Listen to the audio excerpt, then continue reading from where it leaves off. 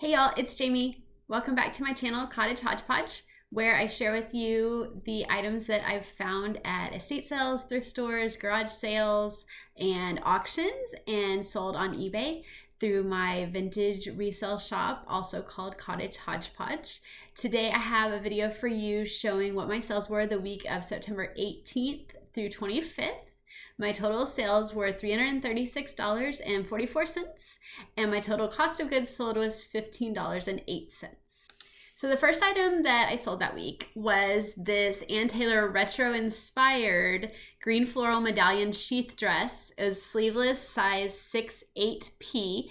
It's not a vintage dress, but it has a vintage look, and I just thought it was so adorable. I found it at the thrift store that I source all my clothes at, where they sell them for 45 cents on Tuesdays. This one was listed for about a month, and it was so perfectly retro looking. I really loved the look. I put pictures of the measurements always on my clothing items, and I take pictures of the front and back and with the zipper open to show that it works, open and closed to show that all the zippers and everything work. I also always show the lining if the item is lined. Looks like I only put, oh no, here's more measurements. So I also take pictures of the tags. Oops, that one didn't get turned the right way.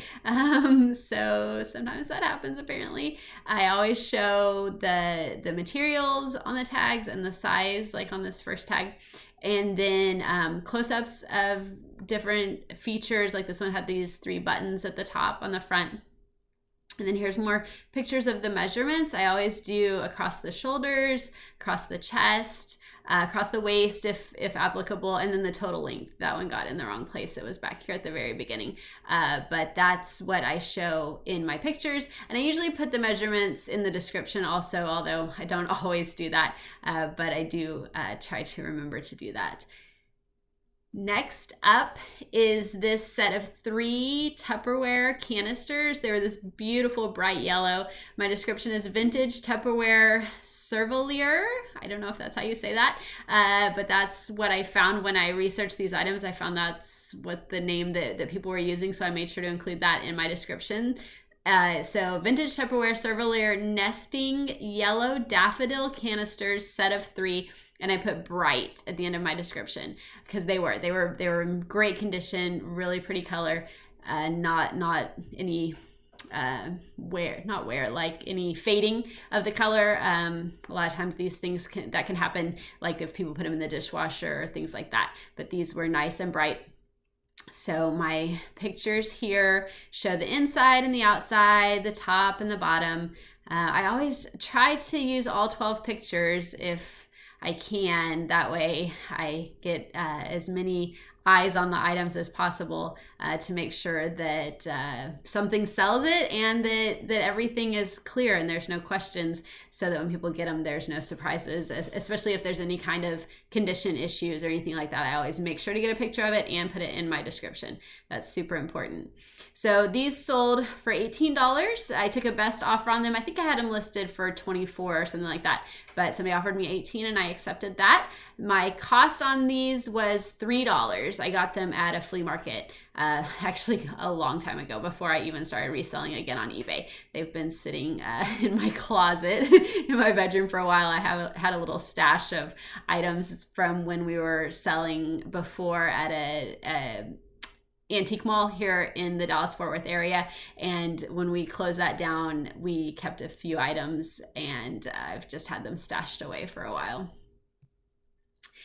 Okay, this item is a bolo, if that means be on the lookout. That's a common term used in the thrifting world, and I did not know what this was when I got it. We thought it was a horse riding helmet. That's what it looked like when it was on the shelf in a garage. Here's a better shot of what it kind of looked like to me at the time. It was in a garage at an estate sale close by in an older neighborhood where a lot of people do have horses, and they had other horse equipment items, and this was marked at $5, and it was on half off day. So I actually got it for $2.50. My husband pointed it out. He was like, you should grab that. And so I did. And took it home, and I asked him to research it actually, and he found out that it was not a horse riding helmet. It is a vintage motorcycle police helmet, and it is way more valuable than we realized. So my description here is vintage Buco is the brand. Here's a picture of that. Robin egg blue 50s and 60s motorcycle police helmet. Scooter and adjustable was what I wanted to put, but I ran out of space. So we thought it would be maybe popular for people who ride scooters now, or like Vespas. We thought that was a good keyword to include. So we'll go back to these pictures. There's a few more close-ups of the helmet, and it was leather, I guess, on top, and we thought it was plastic when we grabbed it, but there it's a close-up of the inside, and it wasn't in great condition, but pretty good. The outside was in pretty good condition. The inside had a little bit of discoloration here on the foam in the top, but we discovered that they sell for anywhere from $150 to $250. So I actually put it on auction a couple of different times. I started it, I think, at $225 if I remember correctly, and it had a couple watchers but no bids. So I took it down to $200 maybe, and then I put it at $186.80 the next time, and I got it sold that time. And it was going to Japan, so that was pretty cool. And my cost on this one was $2.50. So that's definitely a bolo to be on the lookout for, this Buco, B-U-C-O, vintage helmets. All right, next is this beautiful brass candle stuffer. They're scissor shaped. They also trim wicks. This I got in a lot of items. Actually, the lot where I got the ruby red Avon dishes that I've sold quite a few of in the past videos, this was in that box as well. And I always it kept popping up on my watchers list to send offers. And every time I looked at this picture, I was somewhat mortified. I always meant to go back and take better pictures, but I never got around to it, and it sold. So that's okay. The brass kind of blends into my green buffet here. So these pictures were not great, but it got the job done, I suppose. Here's a picture of the snuffer scissors in the holder. It was really pretty, really cool looking. And I included the keyword Victorian also in my description, because that was what they looked like to me. Here's a picture of the scissors with them open, bottom of the candle holder, and the other side of the scissors. Or snuffer, it's not really scissors. So this item cost me 50 cents in that lot, and I sold it for $32.80. Next is a firefighter helmet. Actually, that helmet where the Buco helmet that I sold for the $180 or $160, it was at the same estate sale where I got these firefighter ornaments.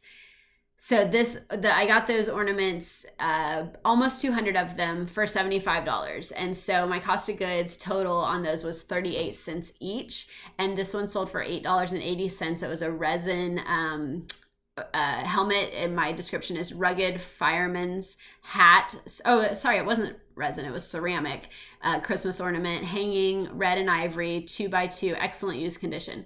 So this one is pretty simple. Some of them, are really elaborate and cutesy pie, I guess. This one just was kind of rugged, was what it made me think of. So I included that in my description. And it was small. It's only 2 inches, but it was a good for a collector, I suppose. And I made sure to include the measurements in my pictures as well as in the description. And so this one sold for $8.80, and my cost of goods was 38 cents. Next up is a Fiesta Platter or chop plate. My description is vintage Fiesta ware, HL for Homer Laughlin, chartreuse lime, chop plate, round platter, 14¼ inches Fiesta.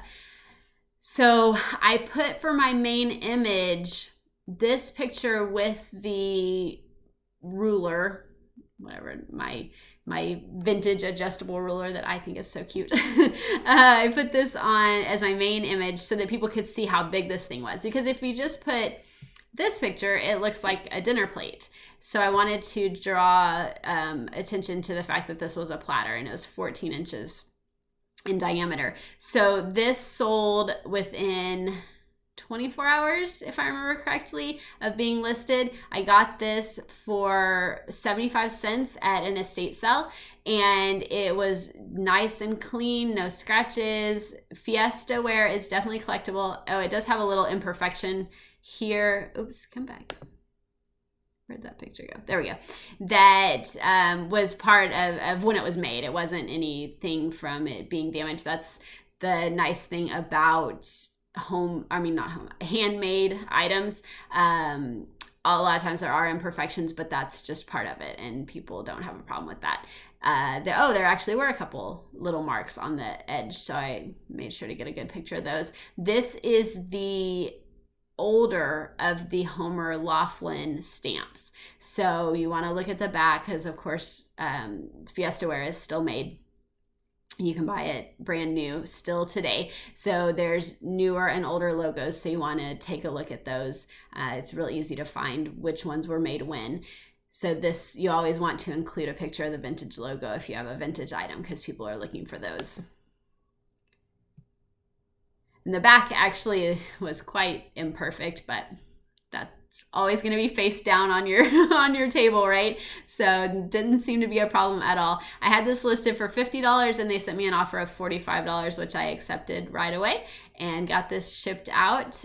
And my cost again on that one was 75 cents and sold it for $45. So that was a great flip. Lastly for this week is this Kate Spade Social Butterfly wine glass. The description is Kate Spade, New York, uncorked Social Butterfly 16-ounce crystal wine glass by Lennox, new in box. This one, Uncorked is a brand also. They make the, So this one I bought at an estate sale for $7.50, which is more than I normally pay for items. I'm kind of a cheap thrifter, but this one caught my eye, and since it did still have the tag on the bottom, I knew I could list it as new in box, so I went ahead and paid up for it. It was marked at $15 at the estate sale, and actually the day that we were there it was $15 and it was full price, so I did not buy it that day, but I sent my husband back the next day and said, if that wine glass is there, still grab it. We actually wanted to go back and get a dresser that we were looking at for our youngest daughter's room, and it was gone, but the wine glass was still there, so he got that. So I sold it for $22 and my cost was $7.50. So a few more of the pictures. I made sure to get a close-up of the word Lennox on the bottom of the glass, also Kate Spade, New York, and a good picture of the box itself. So this will be a great gift item. Don't know if somebody purchased it for a gift, but that's what I was thinking would probably be the case this fourth quarter. It actually sold really quickly. I think I had it listed for about a week. And here's a picture of the measurements. It was about 9.5 inches tall. And there's one more picture of the wine glass itself. It said Social Butterfly etched on the front of it. So that's it for this week. Again, my total sales were $336.44, and my total cost of goods was $5.08. Half of that was this wine glass right here. And my total take home will be about $200 from that.